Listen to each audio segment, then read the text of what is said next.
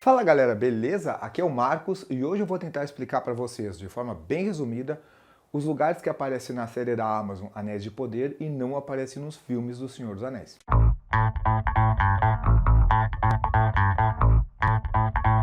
Então, tá assistindo a série Anéis de Poder na Amazon, mas não tá entendendo onde é Lindon, o que é Eregion, o que está acontecendo com Moria, que está completamente diferente, e onde diabos fica Númenor. É importante falar que grande parte dessa pesquisa eu fiz com esses livros aqui, olha só. A Natureza da Terra-média e o Atlas da Terra-média. Eu tenho ele aqui, inclusive, em duas versões. Aqui é a versão antiga da Martins Fontes e aqui é a nova versão da Harper Collins.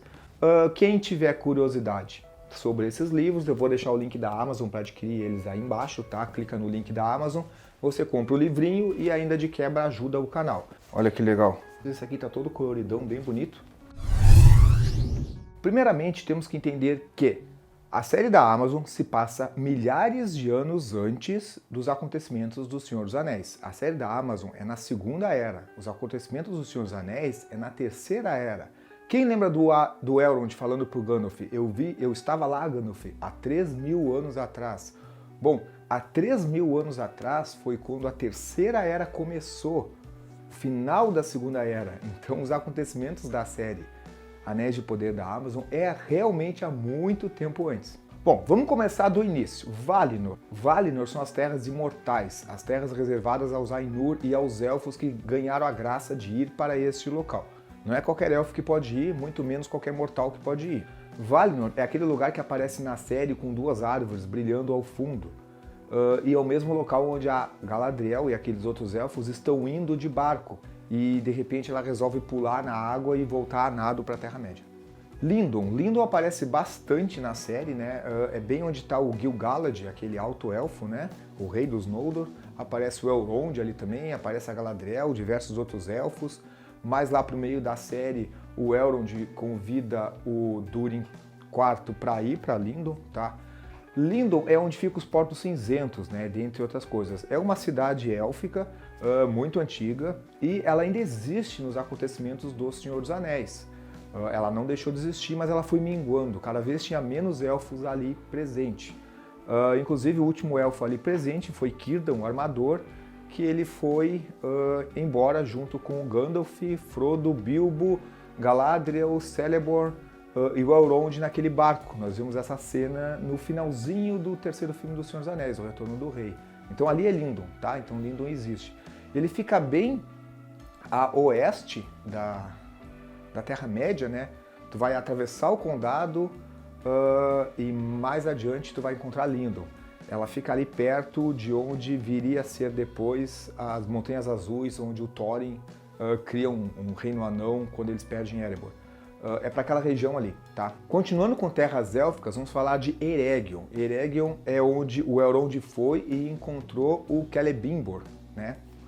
E eles fizeram aquela conversa para construir uma forja, não sei o que ele quer construir como é que ele falou? Ele quer fazer alguma coisa que tenha um grande significado, que supere os feitos do seu pai, aquela coisa toda. Bom, o Celebrimbor, ele é o cara que forja os anéis de poder, incluindo os 3 dos elfos, e ele ajuda na confecção dos 9 dos homens e dos 7 dos anões, junto com Anatar, que era o Sauron disfarçado. Bom, é ali que acontecem todos os problemas. Eregion é bem ao lado de Khazad-dûm, de Moria, tá? É uma cidade élfica ao lado de Moria.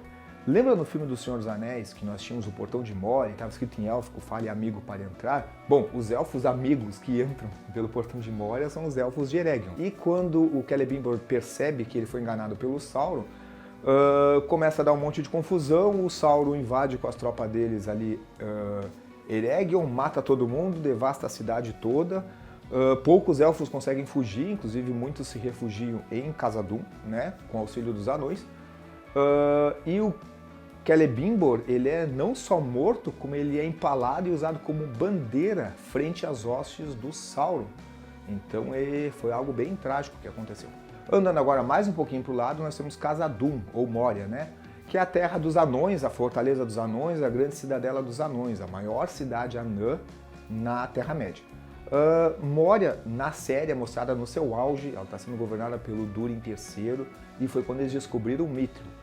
Mithril é aquele metal ultra precioso do Senhor dos Anéis, né? Lembra aquele coletezinho que o Frodo tinha no filme, que resistiu àquela lança do javali, aquela lança do Troll, e ele valia mais do que o condado inteiro, aquele coletezinho? Era realmente um metal muito raro e muito precioso. Durante centenas de anos, os anões prosperaram grandemente junto com Mithril e fizeram toda aquela amizade com os elfos de Eregion, como nós falamos. Mas durante o reinado de Durin VI, o Mithril começa a escassear e eles começam a cavar mais fundo na montanha para encontrar mais. E eles acabam encontrando o Balrog de Morgoth, que nós vimos matar o Gandalf nos filmes do Senhor dos Anéis.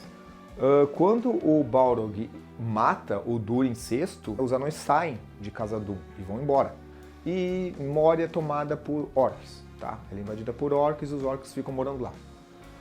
Mais tarde, o Balin, tá? Depois dos acontecimentos do Hobbit, o Balin tenta reconquistar Moria com sucesso. Teve algumas tentativas de reconquista antes, feitas pelo pai do Thorin, sem sucesso, mas o Balin consegue reconquistar com sucesso. Mas o sucesso dele dura pouco tempo.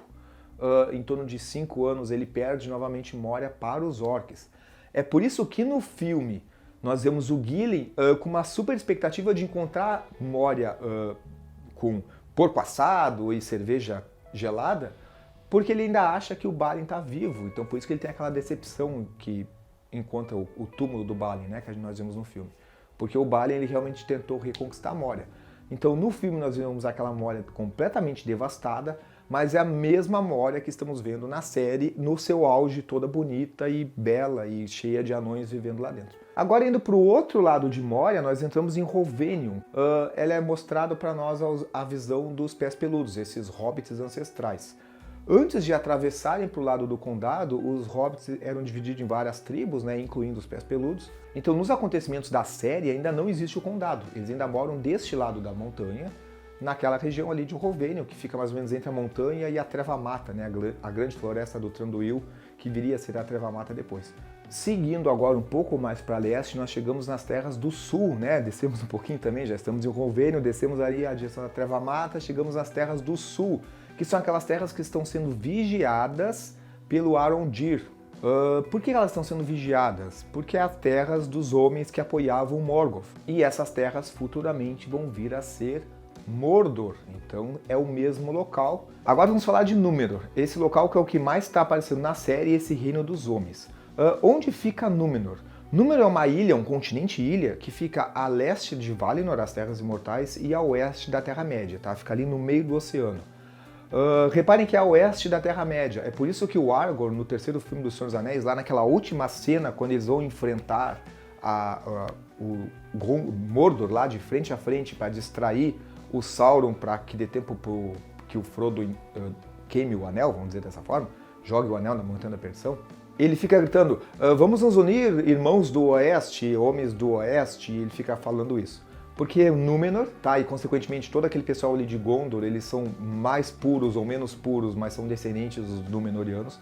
Númenor fica a oeste da Terra-média. Por que os homens ajudaram na luta dos Elfos e os Valar contra o Morgoth, o primeiro Senhor do Escuro, lá na Primeira Era? Eles ganharam essa ilha para eles, ali no meio, né? E ganharam a graça da vida longa, tá? Então eles vivem mais do que os homens normais, mas menos do que os Elfos. Mas é uma vida muito longa. Isso é dito, inclusive, no filme do Senhor dos Anéis, o Elrond repreende a Arwen, e ele fala para ela que mesmo o Aragorn vivendo muitos anos, ele ainda vai morrer antes, né? Porque ela é uma elfa, ela é imortal. Outro trecho que fala da vida longa deles só tem na versão estendida, e é quando a Elwyn pergunta pro Aragorn se é verdade que ele lutou ao lado do tio dela, né, o Théoden, quando o Théoden ainda era criança. E aí o Aragorn fala pra ela que ele tem 84 anos ali naqueles acontecimentos. E ela diz, então você é um dos homens de Númenor. Ela comenta alguma coisa desse tipo. Mas, devido à ambição de alguns homens e à influência do Sauron, eles tentaram ir para Valinor, ir para as Terras Imortais, um pouco de inveja dos elfos, vamos dizer assim. E aí, como os Valar não estão para brincadeira não, o que eles fizeram? Eles afundaram Númenor. Eles botaram a ilha toda para baixo do oceano, ela afundou, ela sumiu do mapa. Tá? É por isso que não tem Númenor na Terceira Era, por isso que não existe mais Númenor nos acontecimentos do Senhor dos Anéis. Os Valar afundaram a ilha, não tem mais, sumiu, afundou no oceano. Dentre os sobreviventes que conseguem escapar desse terrível acontecimento, desse cataclisma, esse apocalipse, que chegou na Terra-média, está Elendil, que já apareceu na série. O Elendil aparece para nós no Senhor dos Anéis, lá naquela primeira cena, ele está ao lado do Gil-galad, e eles derrotam o Sauron, o Gil-galad com uma lança e o Elendil com a espada famosa dele. Esse é o Elendil. E o filho dele, o Isildur, que é o cara que corta os dedos do Sauron, que nós vimos no filme, tá? Eles já estão na Terra-média e já são os altos reis, os altos reis dos homens.